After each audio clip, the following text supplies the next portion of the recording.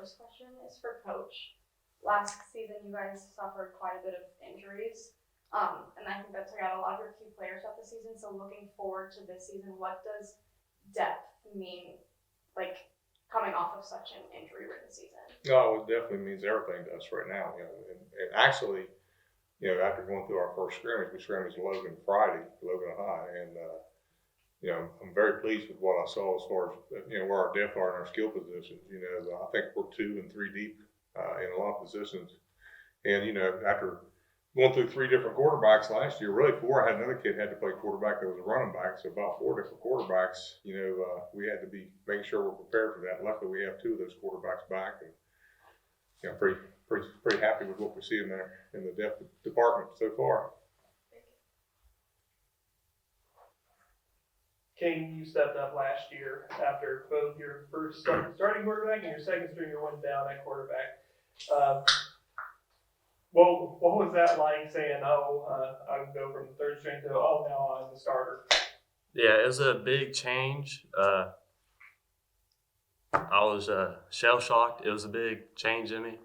I mean, I had to step up, try and be that one person to step up, It was just a big change for me. And it really helped out, I'd say, in the long run.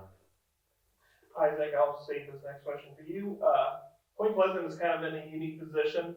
5 of your 10 opponents in the regular season are from Ohio. I dare say that's kind of the top, between the 2 states and everything like that. Is that make anything different? Is that just another week for you all? I'm not used to playing so many Ohio teams, so when I looked at their schedule, I thought it's kind of different. Because I'm used to because from where I transferred in, I used to playing just a bunch of West Virginia teams, but playing Ohio teams is different, but I like it because it's more of a challenge and it's a different type of ball game playing against them. Yeah, this is for everyone. What are you looking to improve upon this season compared to what you guys did last season? I think moving the ball faster.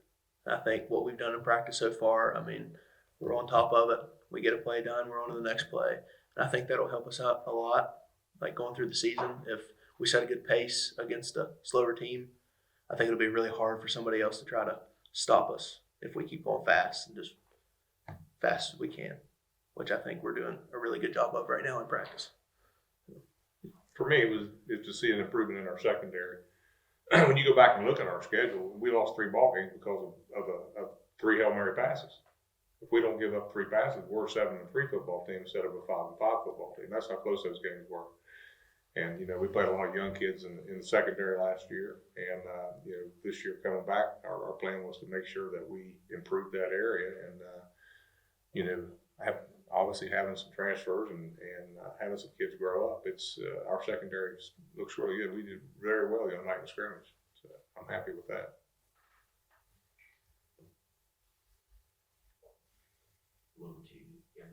I have one. This is mainly for Coach, but any of you guys can answer if you want to. You told WTAP at the TSL Media Day that you think you have one of the toughest schedules this year in AAA football. So what is the approach coaching-wise and also planning-wise heading into a season that is going to be so tough? Well, again, for us, I think Caleb kind of hit on it. We're back in an offense that I had a lot of success with this offense. We have the state record for scoring in West Virginia out of the pistol offense. I think we scored 668 points one year in 2017, 16, somewhere in there with Cody Mitchell and that group. And we were in a no-huddle, fast-paced offense that implements a lot of reads on the ball. And we're doing that. So I think that's an advantage. Just really just trying to make the whole football team just play a little bit faster, where we don't let defenses set on us so long and read, and we're hoping that's going to be a little bit of our advantage. Coach, you talked about being able to play fast and score a lot of points and fixing the secondary. That's a lot of skill guys. How about an assessment of your offensive and defensive lines? How are they going to be? Well, I think that's a big question mark for us. We do return 3 of our starters on the offensive line. We got 2 kids. We actually moved a kid out of our backfield to a guard position, and he's a very athletic kid. And he looks pretty good. He just got a little bit of learning to do. He made a few mistakes in the scrimmage the other night, but he's athletic. You know, he's going to make mistakes, but he's going to learn. And my other one is I had a kid go to LSU, play offensive tackle down there. Seth Stewart. This kid looks like Seth Stewart. He's like 6'6", 295-pound kid. And, you know, he's got all the tools to step right in at right tackle for me and just be an unbelievable football player. Now, I saw a lot of good things out of him in the scrimmage and saw some bad things out of him in the scrimmage. He's a sophomore in high school, so we're going to work. I think we're going to be a team that, you know, it's always been my goal that we get better as the year goes on. And I think that this is definitely a football team that if we can stay injury free, and that's what hurt us last year that we couldn't do that. I think we're going to see a really nice looking football team as the season goes. I think this team's going to grow and they're going to get better. And, you know, all defensively for us, we're just so much faster. We've kind of committed to go with a faster defensive line. And so, you know, we're going to see some defensive tackles that's only going to weigh 195, 200 pounds.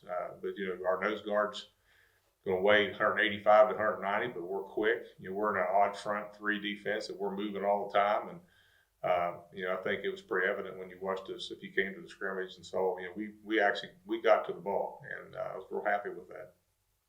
You know, you're playing Fairland second week.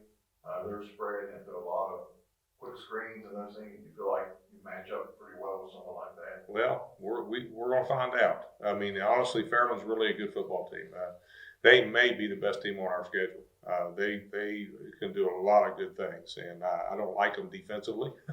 I'll just be upfront about that. You know, I'm a straight shooter. I mean, I've this for 38 years, so you know, I don't like them defensively. They do a really good job. They're well coached, and they got athletes, and it's a big test for us. But you know, I guess if we're going to play a tough team, just get after it early and find out where we stand with them. You know, we turn around and play Galplis, which is going to be a big rivalry game the next week. Then we're off.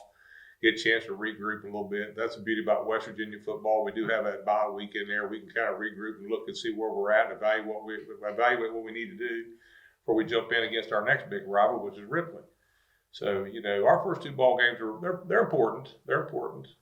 You know, but we see a lot of spreads, even in West Virginia. You know, just about everybody we have on our schedule anymore is a spread team. Our conference, you know, is not really a spread team other than Warren Local. You know, Marietta's more of a power football team. Obviously, Fort Fry does what they do exceptionally well on their wing tee. And so, you know, we're just going to have to adapt.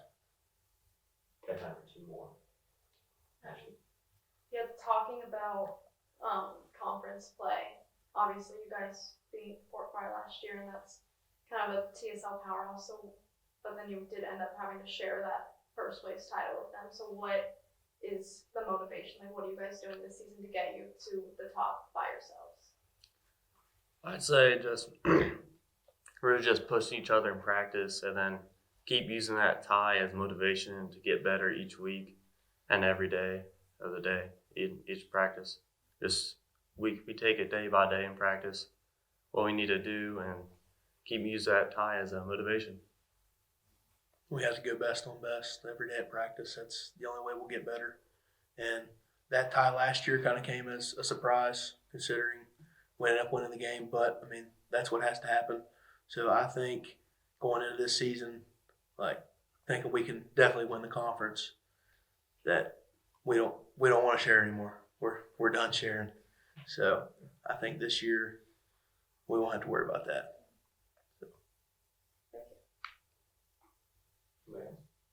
Awesome. Thanks, guys. All right. Thank you so much. What